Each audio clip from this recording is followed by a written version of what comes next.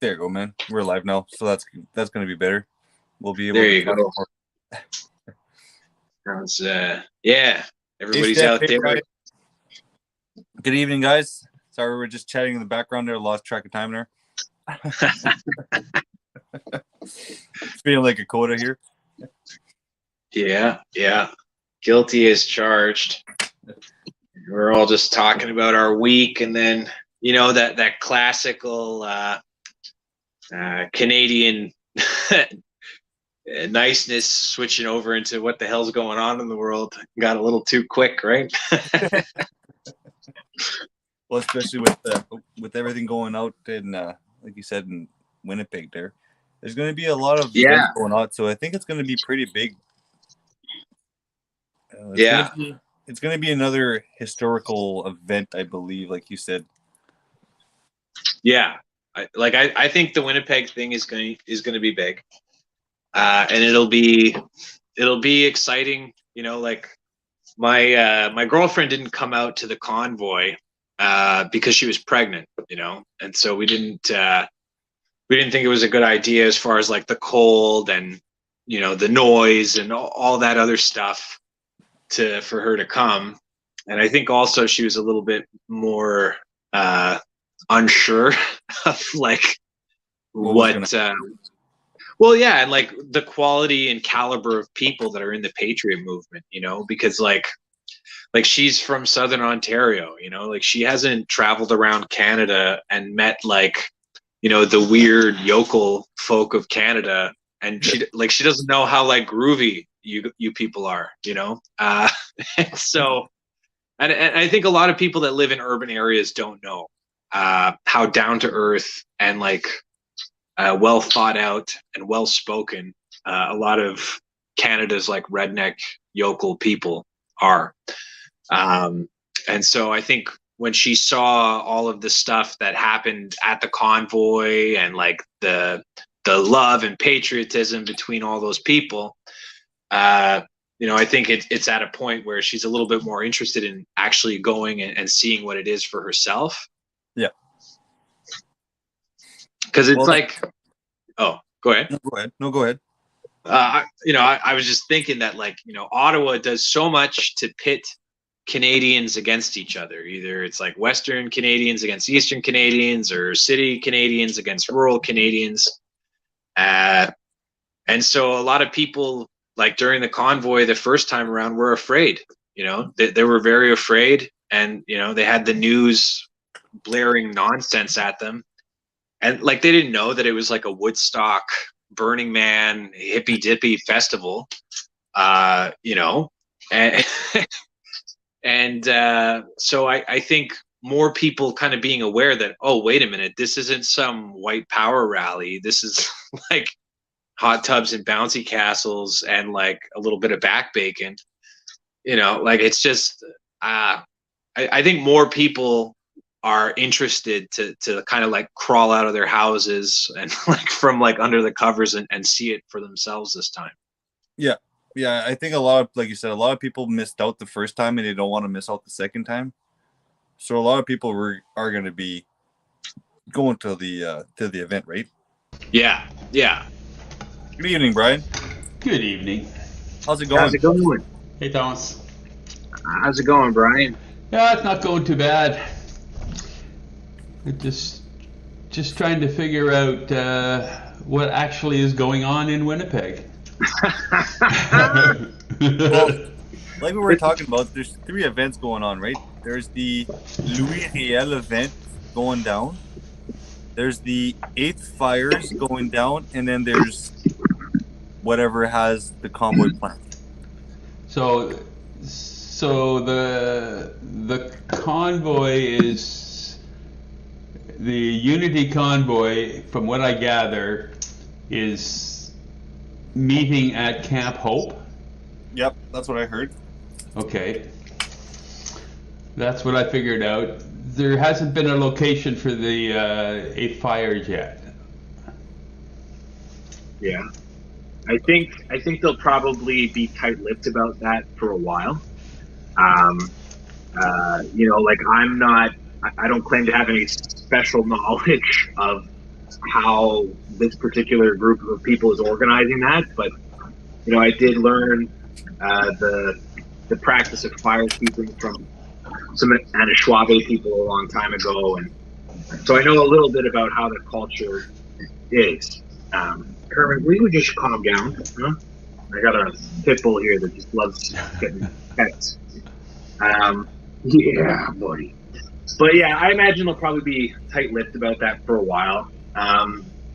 Just because it is a sacred fire, and there's it's not like a camp, like a sacred fire isn't like a campfire. It's like a very different kind of thing, and so not everybody necessarily needs to know about that for the time being. Like the people that are involved in it are going to be involved in that, and then when they feel like sharing that with the rest of the wider community, that's when we'll know about it. So what was the third event, Chris? Louis Réel. That's their Winterfest, right? Is that Winnipeg Winterfest? It could be too, but that's part of the. That would be part of the French community also. Yeah. Way back when. But there's a big story behind Louis Réel, right? Yeah. Oh yeah. Like so. So for him to be celebrated is a good thing, but again, there's three things going on that weekend that are pretty much contradicting themselves. I'm not sure if they're contradicting. I think they're all, But they're all it's a little bit of diversity. Yeah, because they're all the same for like fighting for their rights and freedom. Yeah. I mean, I would argue that Louis Riel is one of the founders of the freedom movement in Canada, Right? No, I agree with that. I would totally agree with that. There's actually a really cool film that you can find on YouTube if you're not too familiar with the Riel story. It was made back in 1979. So the film quality isn't like a Hollywood film, but the acting and the storytelling is it's great. It's called Riel, and it's like a 2-hour historical biopic about the guy, but he's definitely a Canadian hero, undeniably so. But again, he did a lot of good things and he did a lot of bad things, right? I don't think he did anything bad. Didn't you hear about him jumping trains?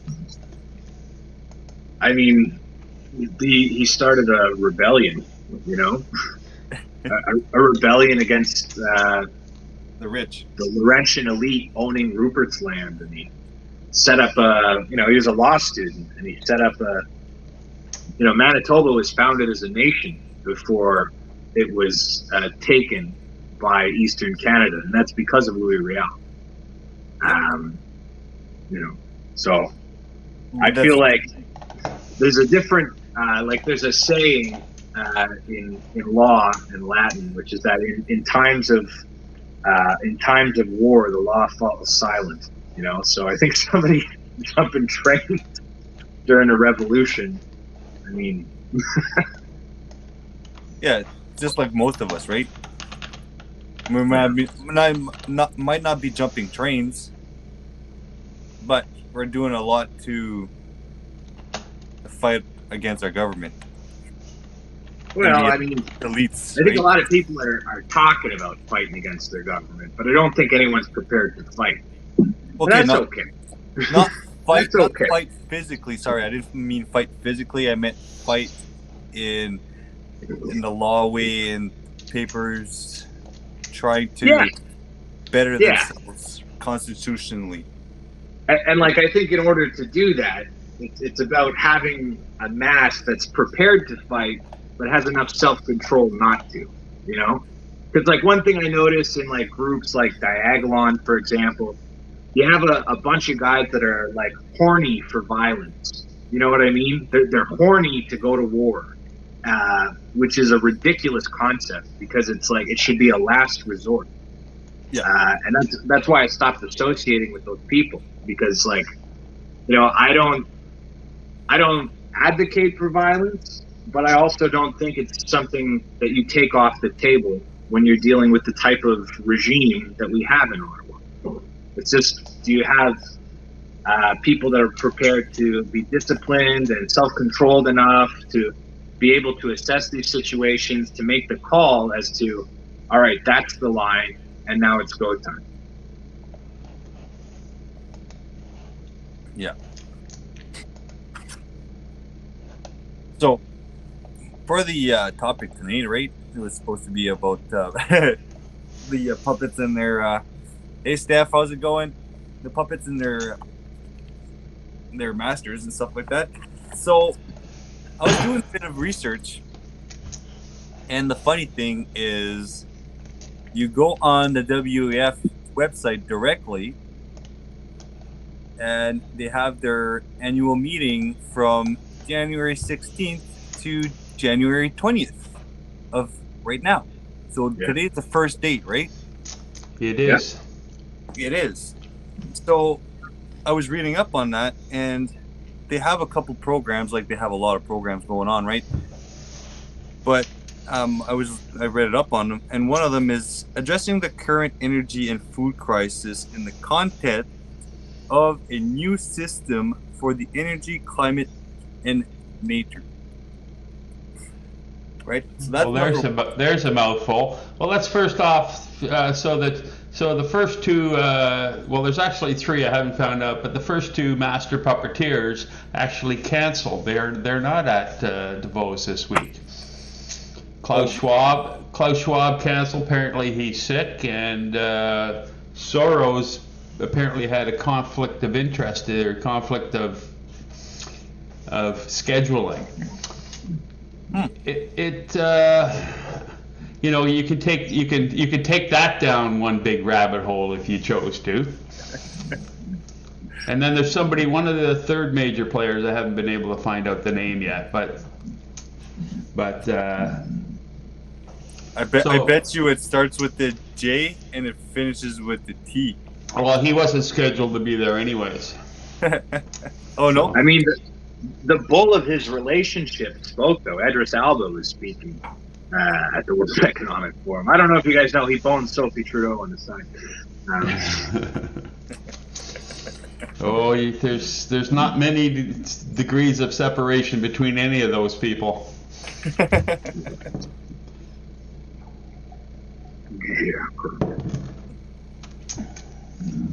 Right, so there was I was reading about, there was 1,000 people showing up to those meetings? Like to protest or to participate? No, to participate. Yeah. That is insane. Yeah, there was 5,000 security staff there. Yeah. They hired 5,000 military for security. Wow. Yeah. For 1,000 people?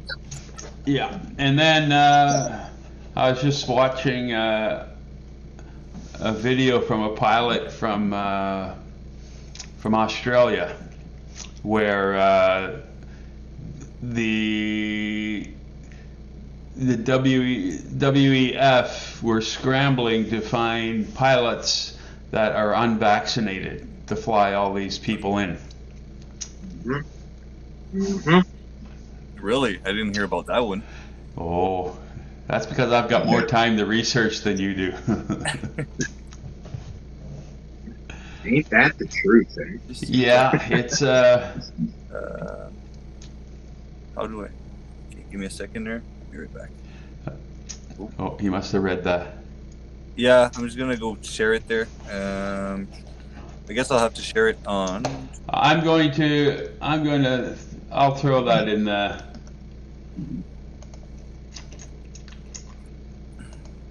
Oops, that's not it. That's not it. Better remove that.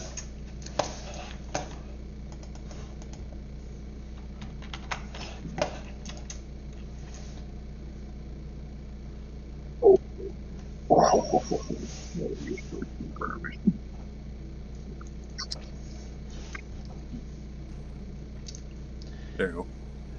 Yeah, you can run like the absence of Schwab and Soros down a rabbit hole. Like so there's going to be some big event that's going to happen, some big protest or something, and then they'll use that as an excuse to say we really need this. All these rules and regulations. Look at these people. So I heard that. Well, I read somewhere. Sorry, I think it was a article on CTV News from somebody in the United States that whatever from Florida. I can't remember his name there. I just read it up. Anyways, DeSantos. Yeah, DeSantos had said that. I think it was him. Anyways, he said that Z was the master puppet. Who? Z from China. Or Xi Jinping. Yeah. That's quite possible because of his ability to consolidate power within the CCP.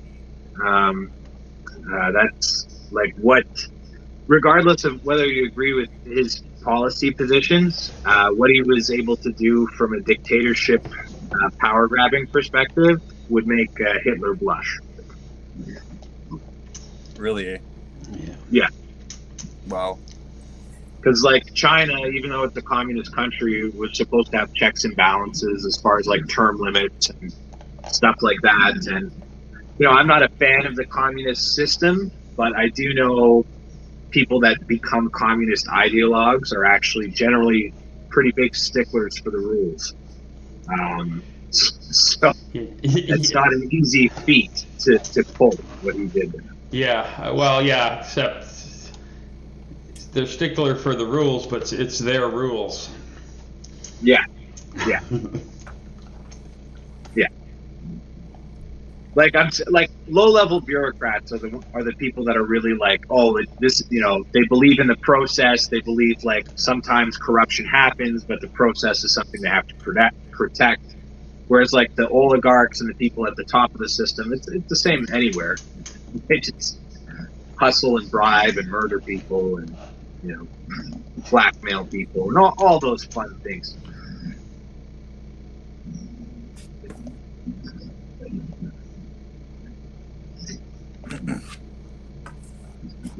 Well, when I was reading up on the programs, most of them, it's kind of scary what they're trying to work on, right?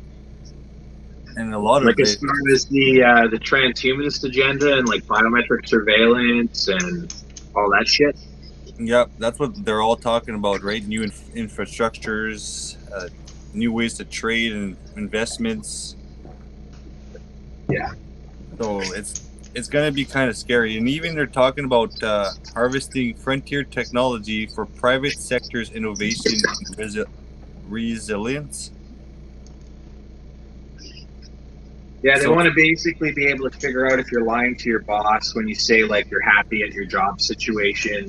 Like they want to have the power where you have a chip under your skin that like monitors your heart rate and all that stuff, just like your Apple Watch kind of does that if you play those games.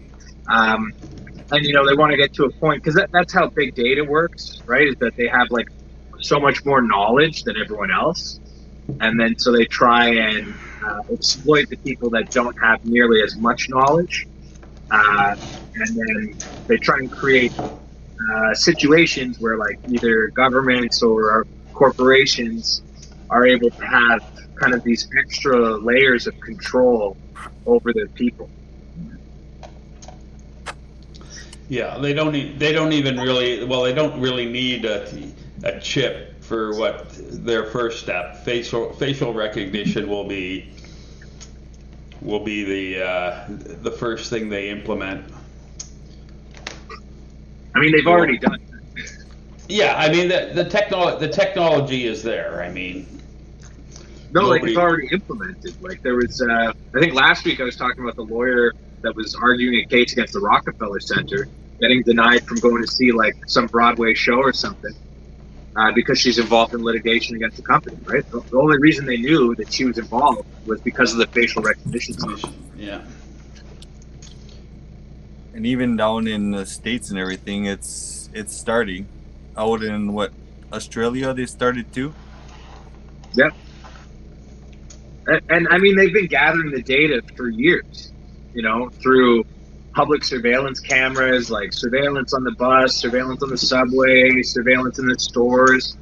Like, everybody thinks that all that stuff is separate. And for a certain extent it is. But like, the people that are in big data that are pulling up this conversation now and, comparing it to the porn history that I have on my phone and trying to figure out what that they can get. Like, do you know what I mean? Like, that's what you're up against. You're up against these sycophantic psychopaths that literally know everything about you. And that's the thing. It's going to be hard for us to, because they have everything on us, right? Well, they do. Well, you look. I mean, the money being made off of social media programs isn't advertising. It's the sale of the data. Yeah. Right? Yeah. One thing that came out recently in the Twitter files, which I think is noteworthy, is Facebook, the platform that I prefer to use. There are 115 people employed by Facebook who are also employed by the National Security Agency. Oh, yeah. Wow. That's a lot of people if you think about it. But it's not a lot of people with the amount of people that you do use Facebook every day. Oh, no. But it's enough.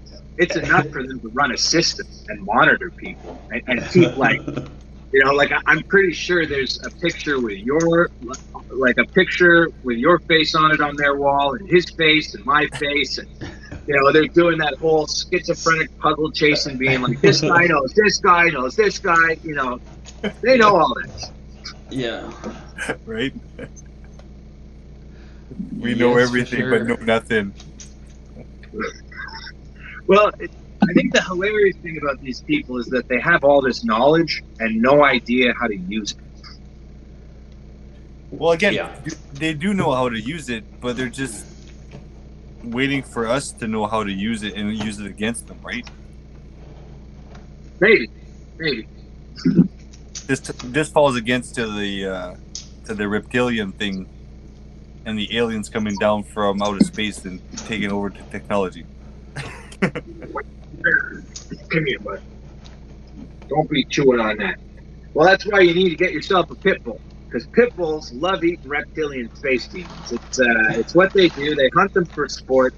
They're like rural Albertans and pedophiles. Pit bulls just love to hunt a reptile for sport. There we go. So, guys, we all need pit bulls, even if they're illegal in Canada. We all need them. Oh yeah. So and then also attack moose. We need to get moose with 50 caliber machine guns mounted on the moose. I was hearing a story about a battalion in World War II from Poland that had a bear as a member. I mean, I just feel like these are things that we could be doing to improve the Canadian military in a cost-effective manner. No, screw the military, our military. Yeah. Could you imagine? Well, remember back when the Indians used to use moose as horses? Battle moose. Yeah, or even to hunt, right? Yeah. But can you imagine hunting on a moose? You can go anywhere. Yeah. Like, anywhere. It's like a cargo on legs. I've seen a moose running along water with somebody driving a boat, and I was like, I didn't even know they could do that. They can swim. They can run. They can run through 6 feet of snow like nothing. They'll just plow like a plow. So, how are you able to get your pit bull there, Thomas?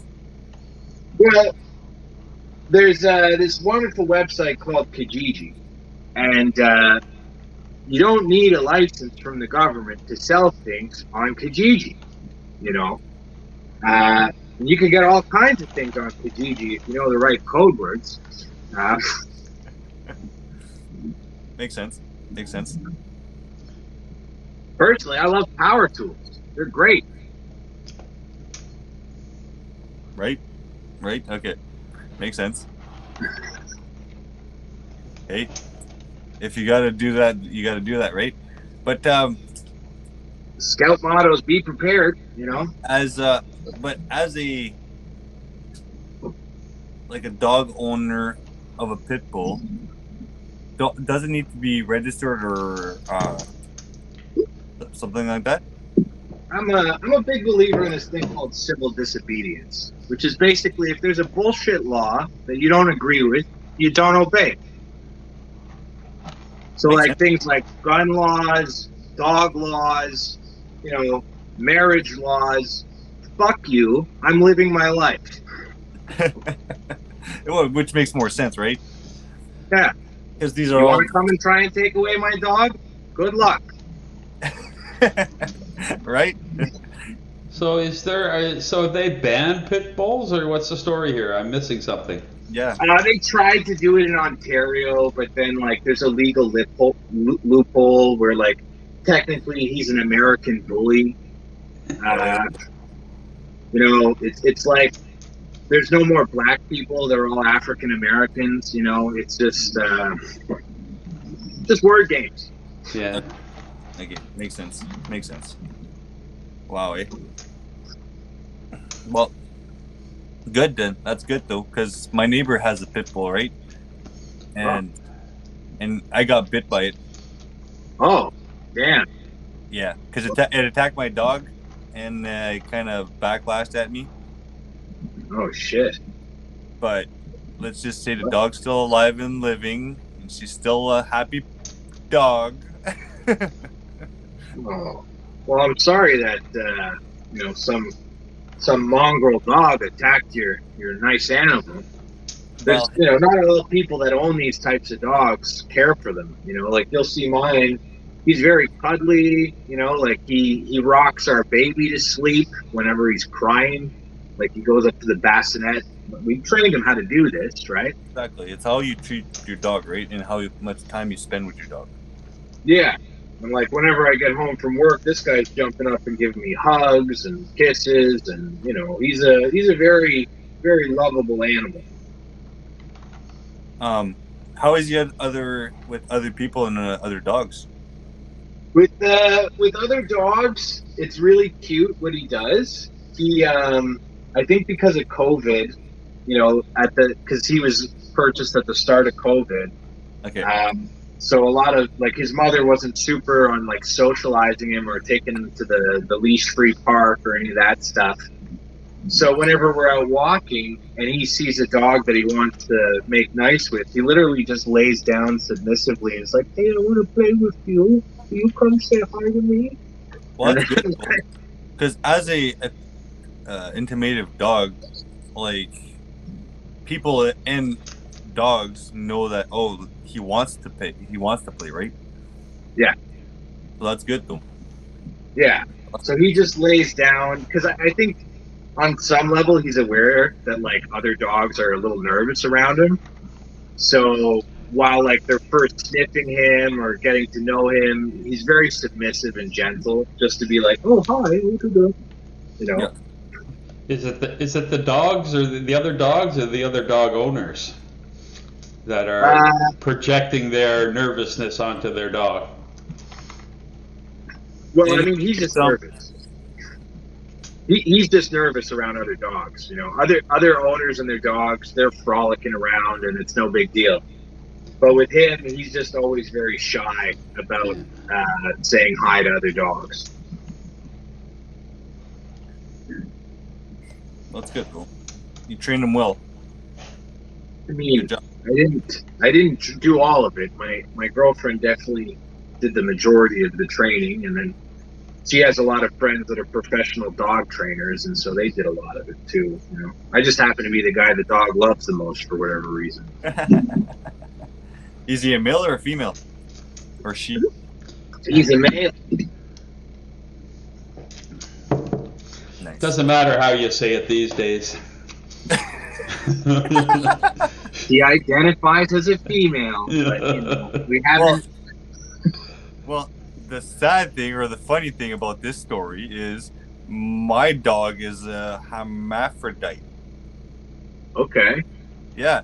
So it has all the parts of a girl, but Right. it also has the cartilage of having a boner. Okay. Yeah, because I got her operated to get her fixed, and that's what the vet told her. She's like, in 35 years of being a vet, I've never seen this. So you literally have an intersex dog. Yep. That's crazy. Yeah, and it's a purebred husky. Okay. Sabrina. Trans dog lives matter.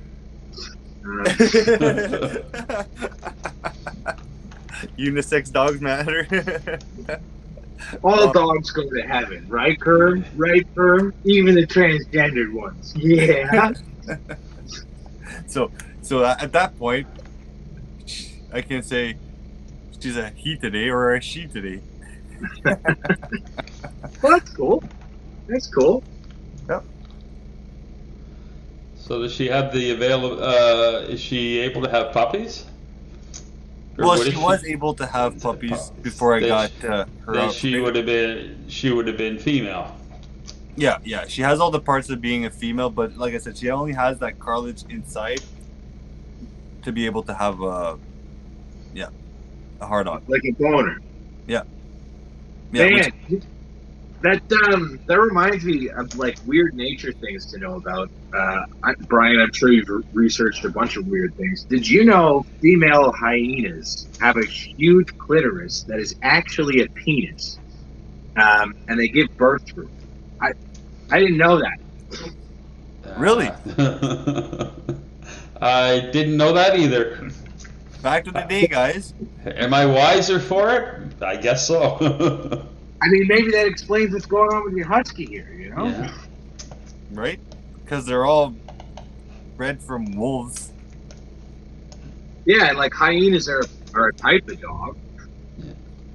Yeah, I think they were a crossbreed between a cat and a dog. I'm not sure. Not Or sure. a pig, or a pig and a dog. Oh, that's funny. He's part pig. He's part piglet because he snorts. Yeah. So fact is that intersex people, even though they have both male and female body parts, are unable to get themselves pregnant. Yeah, that tracks. Yeah. But they could get pregnated by somebody else. Am I crazy on that? Yeah. Well, that depends on the individual intersex person. Right, like what they're rocking under the hood, so to speak. Yeah. Yeah. Makes sense. But I gotta say, like, I don't have a problem with those people at all. The only issue I have is with like trans activists. Do you know, like, the minute you're starting to control how I frickin' talk, Yeah. is where I have a problem with it. Because, like, you know, I'm sure some trans activists, if they were hearing that clip where I'm talking about this stuff, they'd be like, "Oh, the way he's talking about it and did it." I'm just, you know, like, because I'm not talking about it the way they want me to talk about it, they want to say that I'm bigoted. Because I refer to it as an undercarriage instead of some scientific bullshit term, right? Like, well, the only other issue I have with it is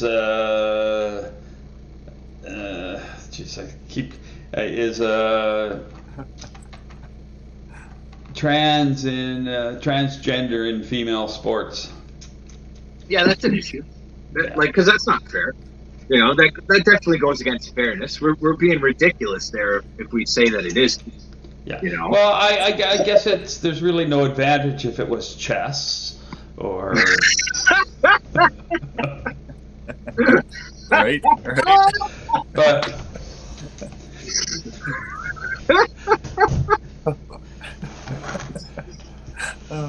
Or even bowling.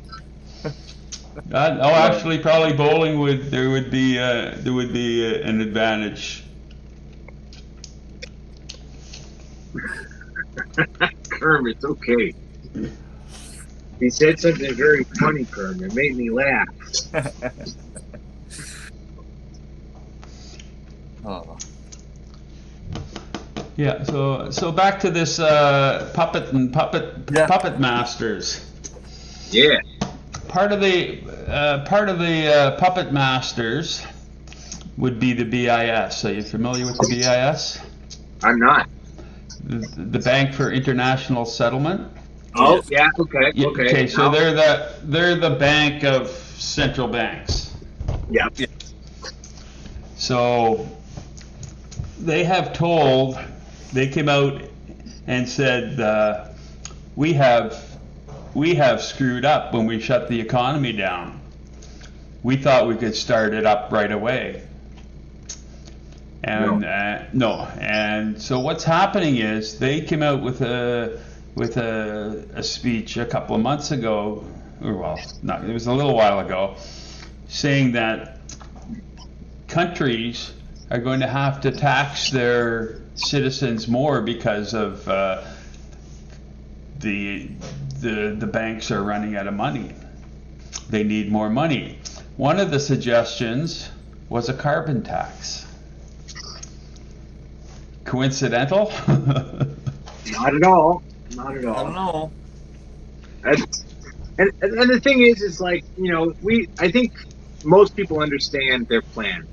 Like they want to collapse the economy, Western civilization, delegitimize the government to the point where they can come in and introduce a brand new system where we will all own nothing and be happy. Supposedly, I guess there'll be a lot of free psychiatric medication. I'm not sure how they're going to make us happy against our will, but that's their plan. And I just think, we ought to look to different financial thinkers, guys like Muammar Gaddafi. Like he gets a bad reputation, but the reason why he was killed is because he planned on making an African gold-based currency, like an African gold dinar for their dollar. And, that would upend the international financial order. It would flip it entirely on its head. And especially if a country like Canada were to do something where, say, we made it so all oil, all gold, all copper, all cobalt, every resource that's extracted from Canadian soil, if that was all owned by crown corporations, and all those crown corporations were owned by the Bank of Canada, the Canadian dollar would be worth like $7 or $8 US. Right? The only reason we don't have that kind of a setup is because the people that we pay with our tax dollars to run our government don't understand the potential that this country has. Like everyone's focused on Davos and Switzerland, and like my family moved here from Switzerland in the 1800s. It's not, money and all this stuff is not, I think, what people that maybe didn't grow up with money or all this other stuff don't like there's not a lot of understanding on what it is to have billions and trillions of dollars, right? Like people they can't wrap their heads around what that is. And I think it's the same even with the people in the old financial guard. These people, they're driving around in Maseratis and they like big $5 million condominiums and all this other kind of luxurious nonsense. But it's like, that's not what built banking dynasties. That's not what built like these types of concepts to begin with. And I think in Canada, we have an option to not go along with this bullshit and replace the financial sector with something entirely different. And I think that's going to be the only option, because it's either going to be we'll go bankrupt and go into their system, or we'll go bankrupt and suddenly we own everything. But see, even before they put up the Emergency Act, the way that people took out their money made the bank system realize how much the people have control, right? I mean, sure, but the writing's on the wall for those people as far as I'm concerned. You know, like they can very quickly, pick up the phone, talk to somebody in my family, and get on board with the new kind of agenda. And there are some people that do that kind of shit. Like my dad used to be the CEO of a company called Diebold. They make ATMs, safes, voting machines, those kind of things.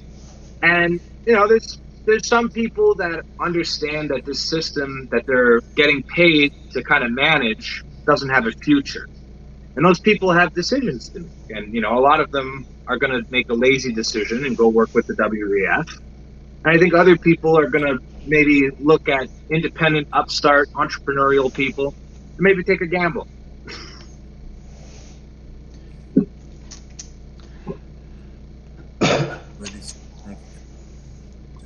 The problem I see here is with such a small middle class now.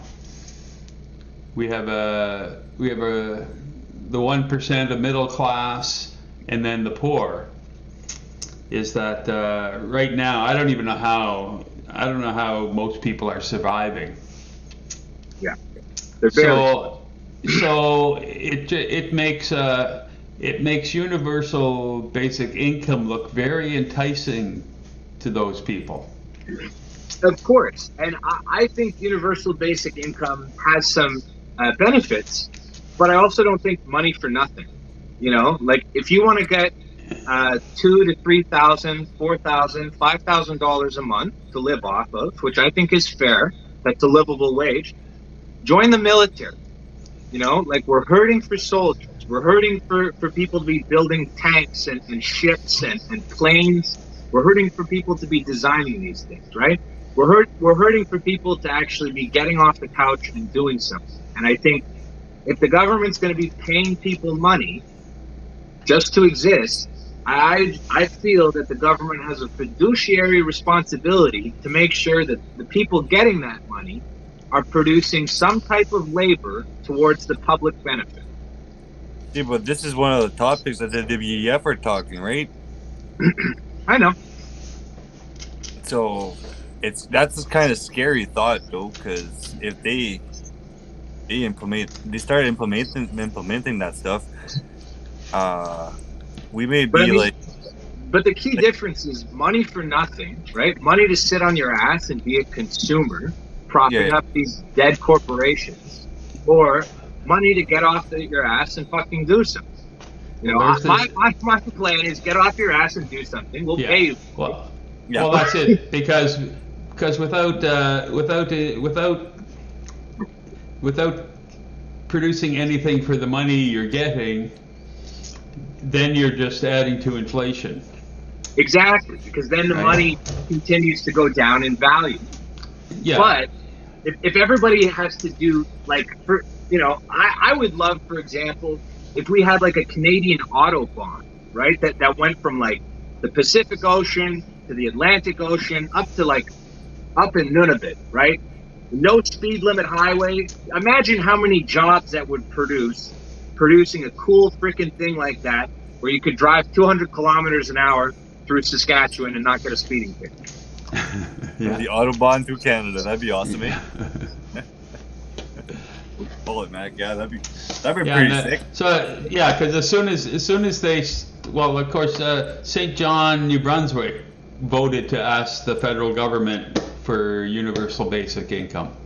Yeah, but like a lot of people in St. John's aren't super stoked about that.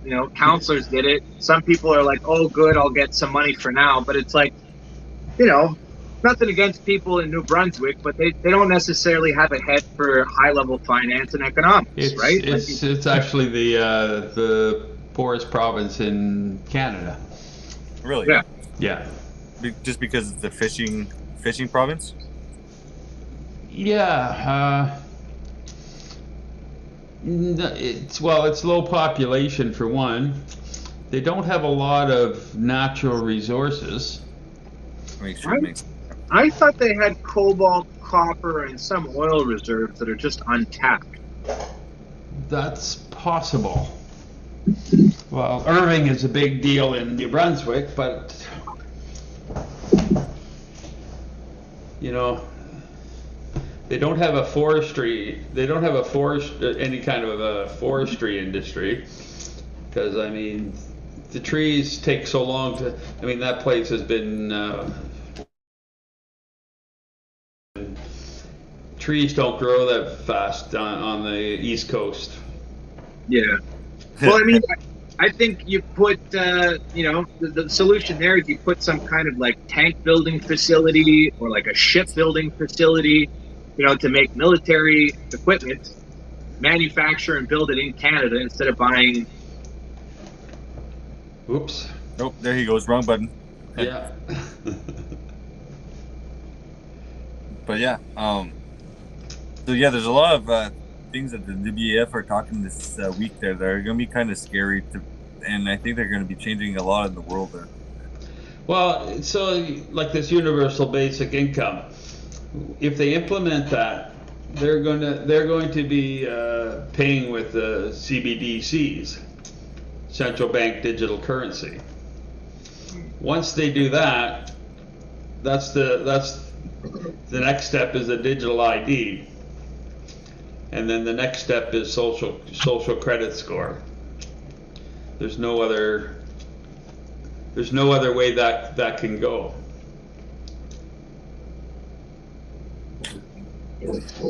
Well, let's just hope that we don't get there, but we know that it's getting there, but that's why we gotta keep pushing this cash only stuff, right? I mean, push cash only. And the other thing is like we don't have to play ball with the world economic system. Like, our resources have natural inherent value, and we don't have to do business with other countries in the world. We have the ability to be a self-sufficient, self-reliant country. Yeah. And so until our country gets to a point where we are self-reliant, self-sufficient, exporting more than we import, we're going to be always playing a game of catch up. And I have a pretty well thought out, well structured plan that would take Canada from being a major import country to a major export country. What I find interesting is that the people that are kind of tasked with doing these things already in Canada, they're only interested in fitting in with the global system. They have no concept of an independent Canada. And if there's one country in the world that could be independent, it's Canada. Right? We're pretty much one of the only. There isn't a resource that we don't have, right down to rare earth minerals. Yep. Yeah. And crazy enough, a pet project of mine that I've been working on is growing citrus in northern climates in geothermal greenhouses. Like, I want to get to a point where we're not even importing citrus. I want to have Canadian lemons, Canadian oranges grown in Canada, and you're paying Canadian farmers to grow these goods. Yeah. And how would you go around to do that? For citrus? Yeah. I mean, like like I said, that's like a bit of a pet project of mine. There's a guy in Indiana that's done some similar things as far as geothermal heating for a greenhouse, and this guy's able to produce massive amounts of citrus in northern Indiana. And I mean, the climate in northern Indiana is not that different from southern Saskatchewan, southern Manitoba, southern Alberta, and there's no reason why we can't do geothermal technology and greenhouses and grow our own citrus. Makes sense. I guess it needs to be a certain temperature, right? And then you're good to go to grow everything. I mean, there's at the end of the day, all this shit comes down to enforcement, which is why I started off with the initial premise of having people that are prepared to enact violence, but not hungry for it. Because at the end of the day, like, some world community wants to come and enforce what? Over whose dead body? that's what the question becomes very quickly. And that's why Canada needs to have a serious fuck you military, which we don't have. Yeah.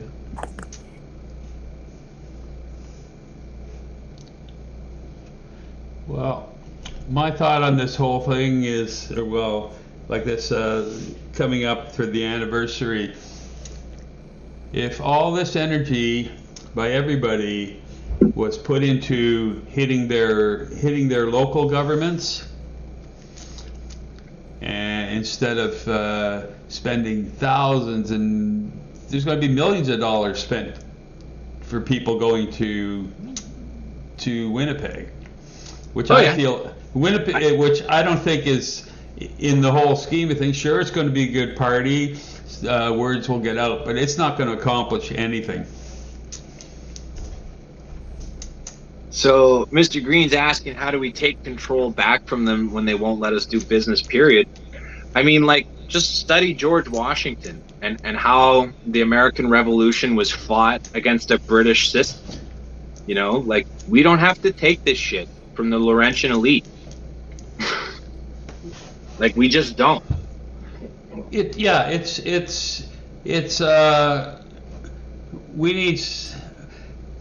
We need somebody in power that won't put up for this bullshit.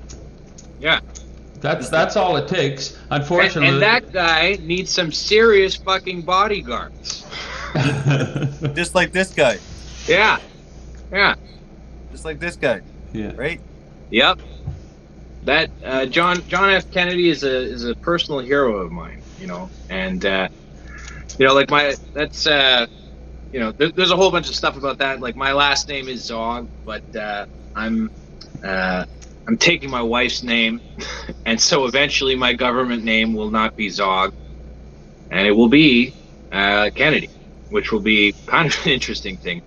Because the joke I made with my wife when we started dating was that I'd love to be a Kennedy one day, because I do find myself having a date with a bullet.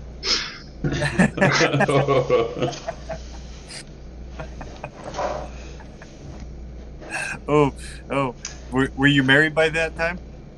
No, we're still not married yet. You know, we're doing it the new old-fashioned way. I'm an unorthodox Jew. So what we're doing is we're not circumcising our son. Our son is, if he decides he wants to continue in the Jewish tradition, and I'm also a Messianic Jew, part of being an unorthodox Jew, I believe in Jesus, you know, because that's pretty obvious at this point. But if my son wants to continue in this new tradition of unorthodox Judaism, you know, he can choose to circumcise himself at 18, you know, but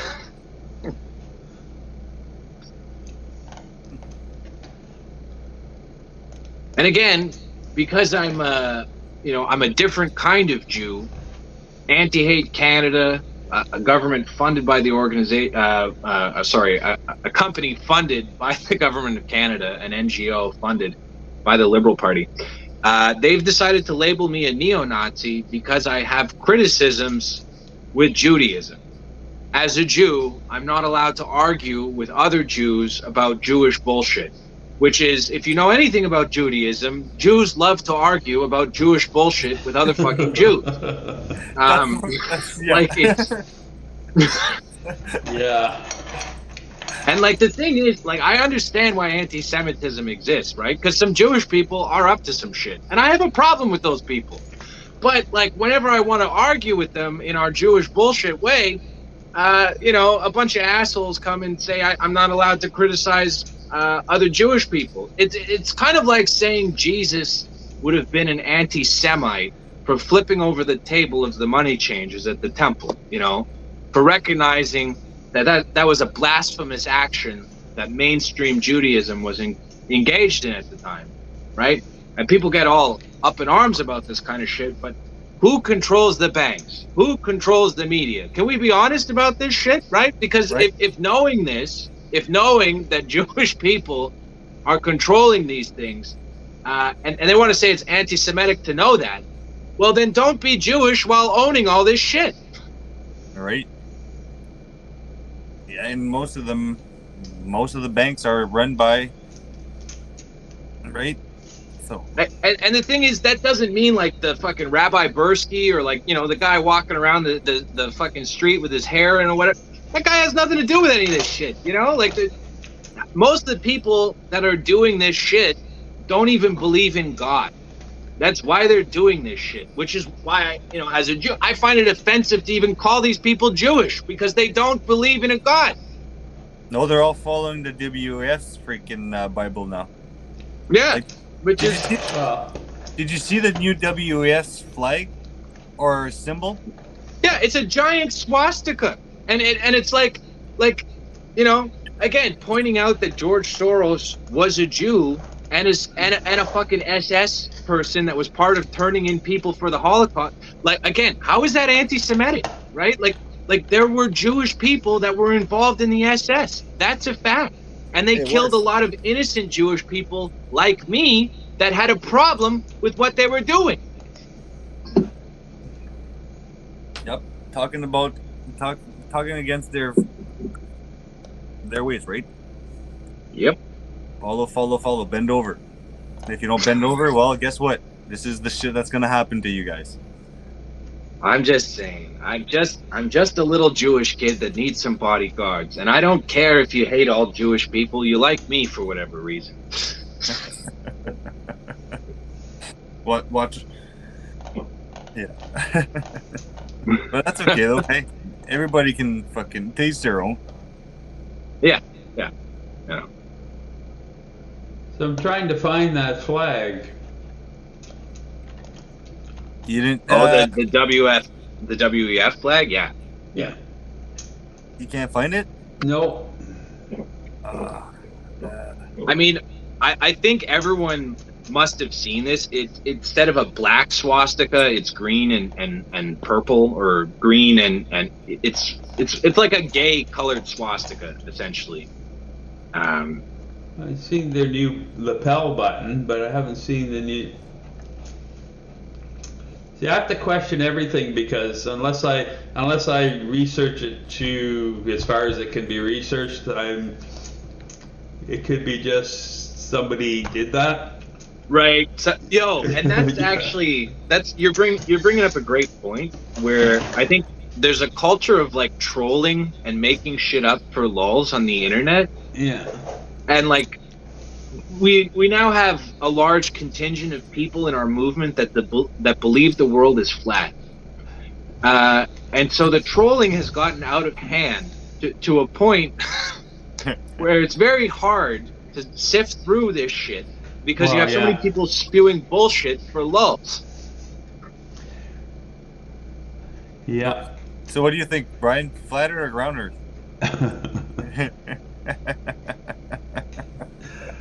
Do I even need to answer that question? Nope.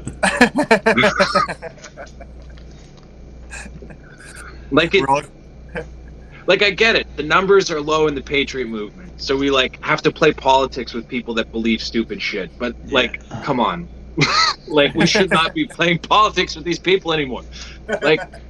Like it's a psyop to make people dumber. Okay, I get it. A lot of people fell for it, and it's harder to convince people that they've been deceived and yada yada yada. Yeah. But like, why is it night right now? If the world is flat, why is there darkness at night? Because somebody hits a switch every night.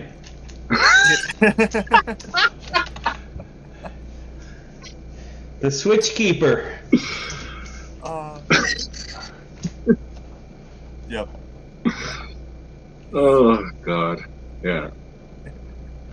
Sorry, I kind of spazzed out on Flat Earth. I wrote a song about it today that got a little.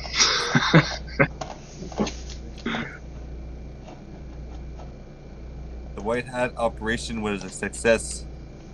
The night lights went out in Rome. Yeah, because the Vatican was stolen. The gold was stolen from the Vatican. Okay. Well, that's an encouraging update.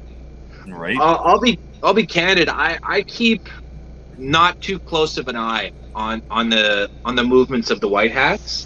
Like I understand that the Q plan was legitimate and real, and that there were 9 military people involved in it and 3 civilian people, and that General Flynn was one of the military people and Edward Snowden was one of the civilian people, and that at some point that plan fell through the weeds, and then it became a bunch of schizophrenic puzzle chasing with clones and fake shit at Gitmo that wasn't happening. But I do also know that, like, there's people in other militaries around the world that are down for the Q plan, and you know the Q plan is for a Nuremberg trials instead of a Third World War. So if the White Hats are making plays on the Vatican, I'm encouraged by that.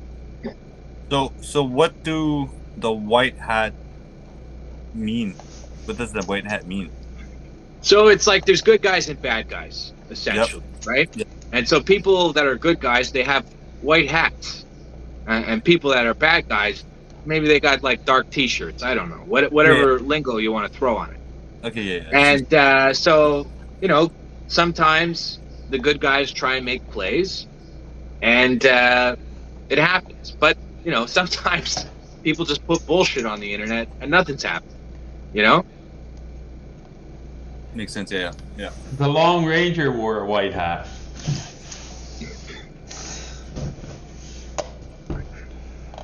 Oh, I gotta get it.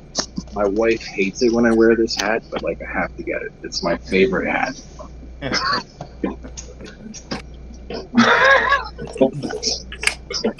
if we're taking out funky hats there. Oh no! Did she hide it? Oh, I love my wife. She hates my hats. Oh, here it is. Look at her. She's always putting everything away where it belongs. So, like, I don't know where it is anymore. Look at that hat. Nice hat, man.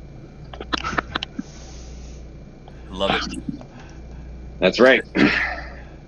Is it just the sun hat? 100% paper hat. Nice. It's a paper hat. 100% paper. Really?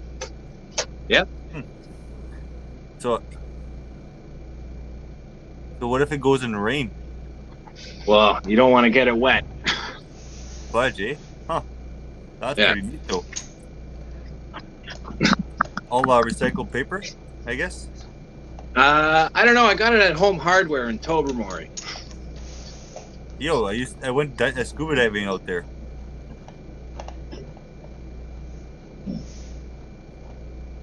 A couple years ago, I went scuba diving in Tobermory. I went to see all the shipwrecks. Oh, nice. My buddy that was in the military for 14 years, he used to teach scuba diving in Tobermory, and he had like a nice bed and breakfast kind of right up there too. Where's that? It's called a Mustard Seed Inn, or it's not there anymore. Well, it's still there, but he's not running the Airbnb out of it. Okay. I actually I met him in paralegal school. He got kicked out for not being vaccinated. Oh. It was weird. He had a 98 average, and they kicked him out for not getting vaccinated. I guess he wasn't smart enough to listen to the science. Yeah. Wow, that's kind of sad. Because if you think about it, like that person could have stood up for the right reason, right? Well, he did stand up for the right reason, and I think it's tough because like the military and his pension and education and all this shit. So we were enrolled in the only degree program for paralegals in Canada, and he got 3.5 semesters through the program. He had 1 semester to complete to get a law degree, and for a veteran, that's a big deal, because then that creates a pathway in veteran affairs for people to come from military service to then go into getting a legal education. And that's a great pipeline for veterans to be able to go down. And my buddy was trying to essentially walk that path so others could follow him. And they they shanghaied him right at the end of it, and what the ramifications of that will be for other veterans that want to pursue a legal education. It's going to make it so the next guy going through has to be the first guy going through, when this guy was so close to doing it. Well, I guess it just takes one, right? Yep. so he held his ground. He held his ground, and he did transfer to a private CDI college to finish the paralegal course there. So at least he could, anybody that's trying to do second career or whatever the equivalent is for veterans, they can get funding to go and do a paralegal course, right? Yeah. It's just not the degree program. And it's if he could have done the degree program, because we had a whole plan, right? Before COVID, we were going to go through this degree program together, and then we were going to go to law school together for another 3 years, and then we were going to try and open a practice that focuses on constitutional law and maybe some international diplomacy and stuff. But that's just not how it crumbled. Yeah. I wish we could talk more about it more openly, because this is madness. How many was kicked out of work, lost everything. Our government didn't do shit other than call us names. They did worse than call us names. They did worse than they're the ones that made sure that there was pressure on your employer to fire you. They're the ones that put pressure on schools to fire you, or to cancel your tuition, or to not have you as a student. This is all the government's fault. It's not just that they called us names. And when you look at what these shots do, they literally tried to kill us all. If we had all taken these shots, we'd all be fucking dead or maimed.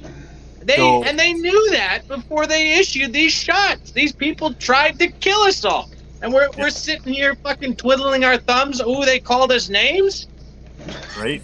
So, this one 18-year-old in my hometown here decided recently to go for her first shot. 1 hour later, she got a heart attack.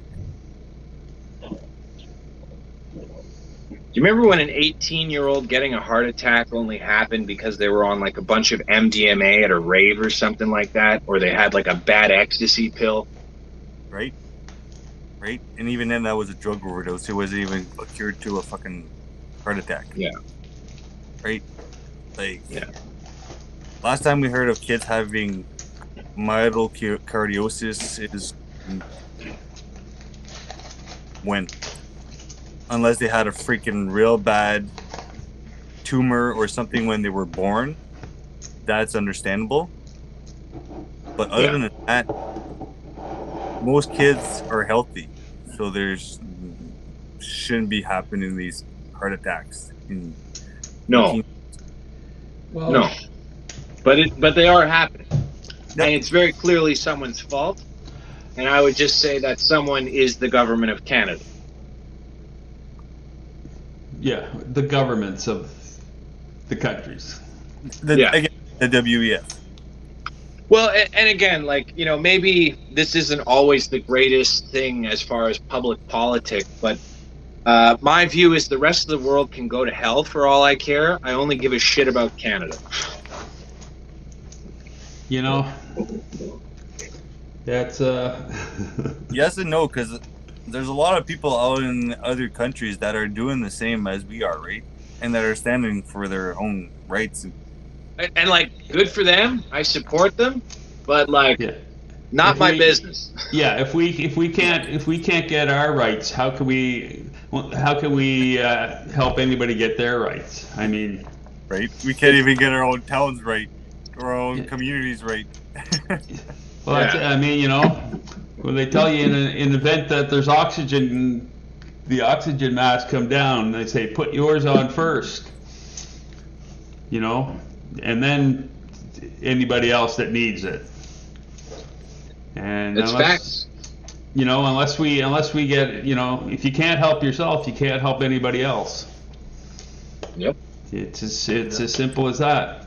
And as much as people hated Trump, and as much as he wasn't good for Canada, he was good for America. And America first. A lot of people agree with that. You know, was he the most politically correct person? No. Was he? You know, but you know, personally, do I like the guy? No. But what he did for that country, and people just push it off as, you know, he didn't do anything.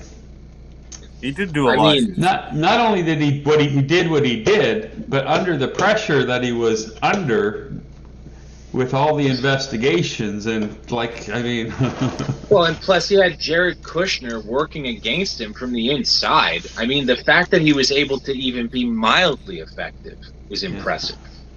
Like when you factor that in, because that's, you know, it's easy for any political person to get blindsided by people. Like he got blindsided by Pence. He got blindsided by Kushner. He probably still doesn't even know he was blindsided by Kushner. Yeah. Right? And the other thing is Trump is used to a business environment where you can fire people that fuck up around you. Yeah. Whereas in government, you can't do that.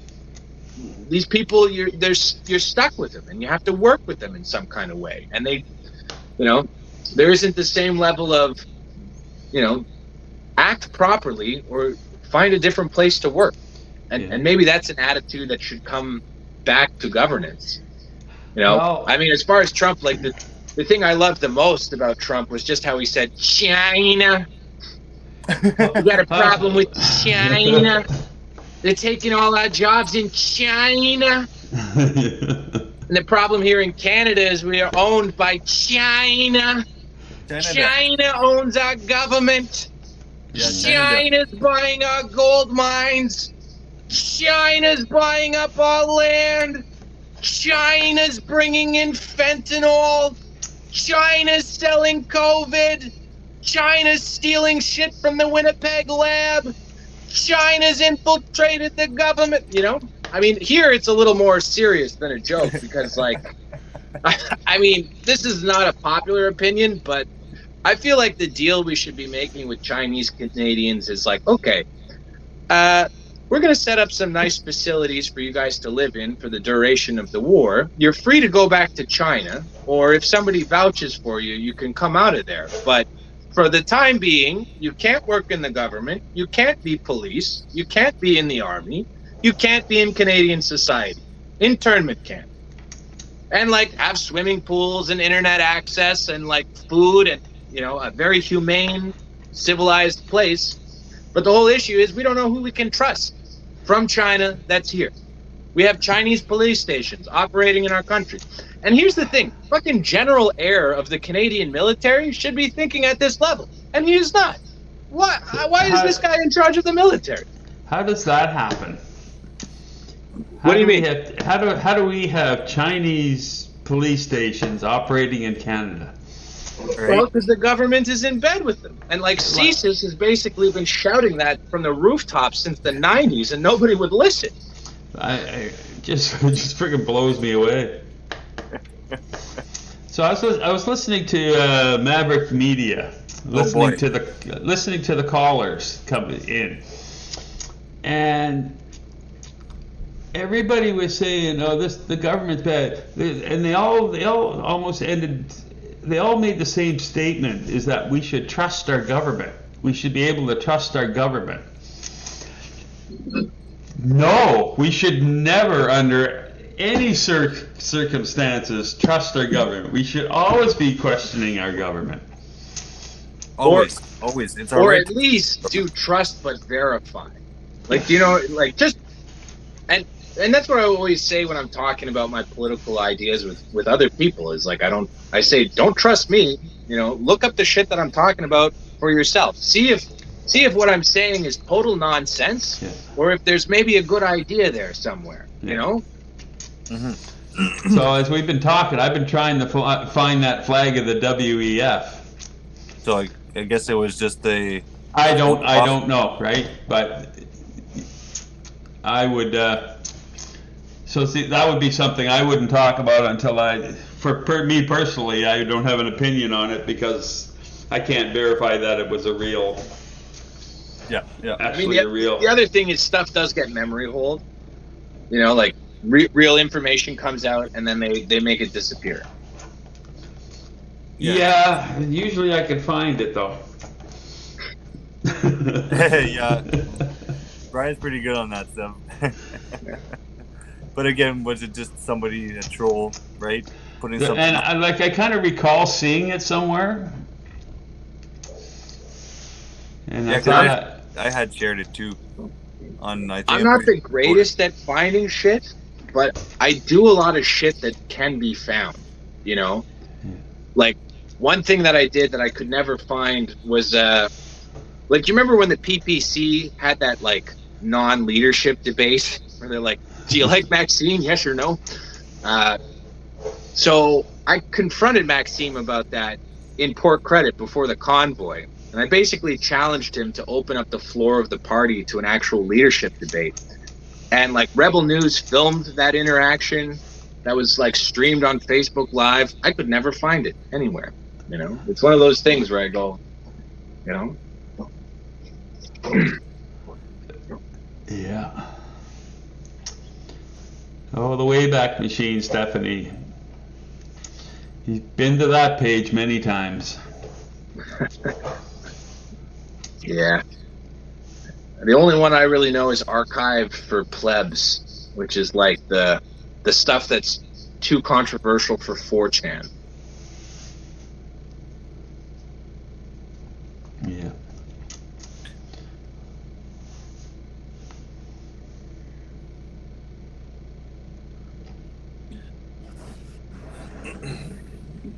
No. Well, that was a good chat tonight, guys. Yeah. I should probably start shutting her down.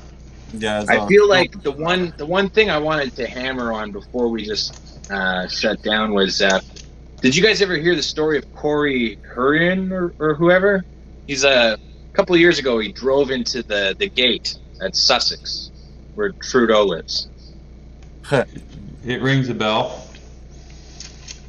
That's the kind of shit that we don't want.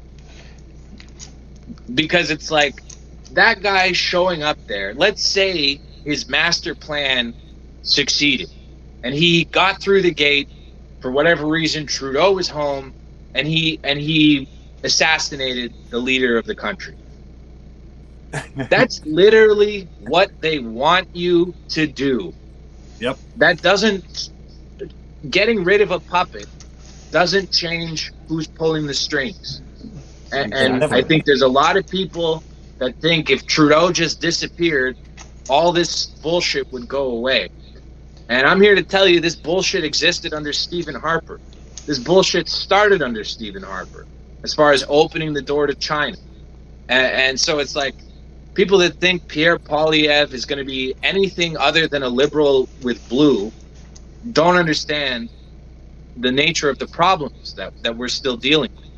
And I get it that like politics is confusing and it's boring and people are lying a lot of the time, so it's hard to figure out what the hell's what. But none of these people in any of these successive governments have ever served your interests. And so getting rid of one of them doesn't do anything. We have to find a way to amass enough power where we have the ability to enforce law and actually hold these people accountable. Because that's a game changer. That's where you're going from getting one puppet to all the puppets and the people pulling the strings. Well, yeah, but to take out the master puppet, it'll be a pretty hard thing, because if he's already pulling all the strings, right? Well, like to Thomas's point, the only way we're going to be able to do that is by forcing our local politicians to do what they're supposed to be do and work for us. and move that up the chain of command, where all that support that is supposed to be done for the people of Canada is being done. And you know, I hear that, but it's like these people have been sitting on their hands for the last 3 years, and they're basically complicit in all of these crimes. And so it's like, you know, maybe I'm a little Judge Dredd about it, but I just don't. I don't really see anything other than a total capitulation and a full surrender from the government and all the people that work for it as an acceptable outcome. I'm not interested in negotiating with these people. If they want to surrender, that's fine. But, you know, as far as I'm concerned, all of these people are involved in crimes against humanity. There's a prima facie value, that these guys are basically guilty by virtue of their involvement in this crap. So, you know, I'm not saying that means you just execute people at will. You have to try people, because we have to get to the bottom of how fucked up this shit really is. And we have to know beyond the shadow of a doubt what these people did, how much they knew, how much they didn't know. And not everyone's going to be worthy of a death penalty. Some people do 5 years in jail. Some people do 20. Some people get the rope. You know, it all depends on who did what. And that's the whole concept of justice. And it's like part of what makes Canada's legal system invalid in my mind is the fact that it doesn't have a death penalty. Because unless your legal system has the ability to decide who lives and who dies, you're not really a legal system.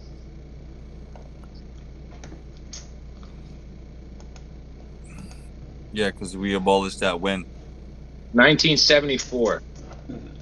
Yeah, it's been too long, I think. Yeah. Right. And but in order to get to the place where we can actually trust our legal system to do that, even to bring charges against these people, there has to be a whole lot more of people like us. Well, yeah. And that's why I believe in the thing, potentially the national divorce, I'm calling it. People like us go to the West. We build a new government. There'll be hiccups. There'll be hurdles along the way to figure stuff out. Yep. And if people in Eastern Canada want to come and be a part of that new system when it's being built, because at the end of the day, I don't want our country to become a war-torn mess. Yeah, oh no. But I'm also not afraid to push it to that level. The only thing is I don't want our side to fire the first shot. No, absolutely. And that's why, the Western is already going towards that, right? That, what do you just want to say? I guess the constitutional way of making it right, and the legal way of making a country. Well, with their own policies. When we say the legal way, you're saying working under the government of Canada's invalid authority. Exactly. You're still in working. keeping with the law of nations. There's no reason why a mass of people can't form a new government and declare their independence and demonstrate it. And that's still valid and recognized under international law. So, we don't need a bunch of tyrants' permission to break up with them. You know what I mean? It's like Western Canada is in an abusive relationship with Eastern Canada. And for whatever reason, they think they need to ask permission to leave their abusive spouse. No, you don't. No, but again, it falls into, it doesn't fall into that though, right? It's all psychological and emotional, right? Yeah. And I think a lot of people have a Stockholm syndrome relationship to these fucking useless Laurentian elites. Yep. We can't help but deferring to some air of legitimacy. And all I keep coming back to is this government has no legitimacy, and the best thing that you can do as a patriot is to absolve yourself in your own mind of even thinking of these pricks in Ottawa and the horse shit that they do to be anything remotely legitimate. No, because it's not legitimate. It's not a valid authority. Nope. And as a person brought to court, you can fight that in court and be a third person and still win against, right? I mean, I don't even play those kind of Black's Law dictionary games when I find myself in court, you know. And you know, to the schmucks in the RCMP watching this, oh, we can dance all night, because you know the last time these pricks tried to take me to court, they tried to put me in jail because I made a YouTube video where I described Justin Vork, a man who killed 4 RCMP officers in New Brunswick, as a man that was a patriot and a hero and ahead of his time. And that's still my position. Now, they tried to put me in jail for expressing that opinion, and they lost. You know, they did a national security investigation into me, wasting $500,000 of your tax dollars to investigate me for my stupid opinion. And, you know, I theorize that over the last 10 years, the government of Canada has spent more money trying to censor me, Thomas Zog, than they have spent on the military. Because my ideas are this dangerous to their power structure, right? Because my dad is connected to their system. He's not controlled by them, but he's connected to their system. So I understand how it works. I grew up with a front row seat to this shit, right? My dad used to have a level 3 security clearance from the U.S. government, right? People don't understand how security clearances work. It doesn't mean you have like infinite access to information. You can get things that you're cleared to know. Yeah. But once you understand like how all that shit operates and how those people think and how those people move, it's not that hard to sit back and put 2 and 2 together, see the writing on the wall, and work out a different path. And that's all I've done. Mm-hmm. Yeah, just sit back and live off of experience and looking, right? Learn. Yeah. Live and learn. Live and learn. Yeah. Live and learn. Anyways, boys, we'll get some good nights. And, you know, defect to the new system while you can, Bacon. You know, we just want to all get along. Huh? We just all want to get along. So, love you. thanks, Ciao. guys. Okay, man. Go, Thomas. Have a good night, brother. Thanks for having me on, Musketeers. All for one and one for all. All for one. So, all right, guys. So, yeah, I guess I'll cut this live off there. It's already been an hour and a half. Thanks, guys, for coming. Thanks, Barb. Thanks, Mr. Green. Thanks, Stephanie. Thanks, Brian, for coming on. Hey. Appreciate it. Pleasure. It was a interesting conversation again. Yeah. Too bad we didn't talk much more about that, but it was good. All right, guys. Thank you very much. Have a good night.